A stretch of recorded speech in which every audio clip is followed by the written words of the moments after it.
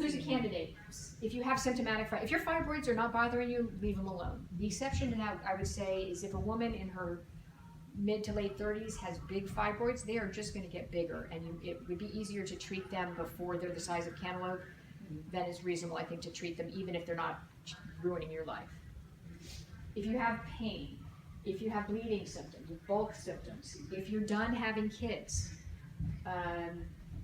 if you don't want to have surgery, or a surgeon says, I do procedures on women who are sick, that the surgeon doesn't want to operate. It's much easier on a woman's body to have this done than have surgery, so I can do those patients. So you certainly can't have this done if you're pregnant, okay? Women call me pregnant and say, can you do it? Yes, yes. If you have a pelvic infection, that needs to be cleared up before we do it. If you have endometrial cancer, or you may have endometrial cancer, then we need to test for that before you need an endometrial biopsy before doing the procedure. And some insurance companies are the devil too. Lupron is the devil, and insurance companies are the devil. Some insurance companies require any woman over 45 to have an endometrial biopsy before having a UFE, so that's something. If your blood doesn't clot normally, we would have to fix that before doing the procedure. Okay, so now let's talk about pregnancy. There are a couple of studies that show that having a UFE procedure increases your risk of miscarriage by about 5%, okay? So, and myomectomy has a higher successful pregnancy and birth rate. For those reasons, if a woman wants to get pregnant, I recommend myomectomy.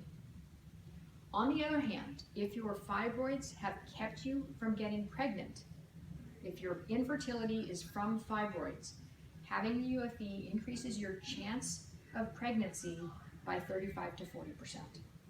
So, I have patients who want to get pregnant, they can't get pregnant, they go to the gynecologist, Dr. So-and-so, I want to get pregnant, and the answer is, you need a hysterectomy.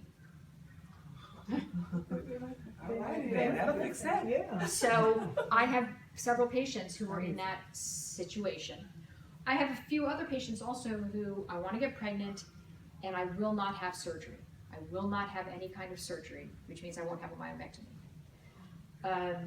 For those women, there is no alternative. They can either say, okay, do a hysterectomy, and I'm just going to give up my chance of getting pregnant, or I will do a UFE. And in those women, I will do a UFE, absolutely. And I'll just tell you that 2 days ago, I got a text from one of my patients. She sent me a picture of her 6-month-old little boy, who, this woman was 31 years old. 2 gynecologists told her, you have to have a hysterectomy. And I did UFE, and now she's got a 6-month-old. So that's the answer on pregnancy. I recommend myomectomy if a woman still wants to get pregnant. And if she won't have surgery, or can't have, gynecologist won't do a myomectomy, then I'll do a UFE.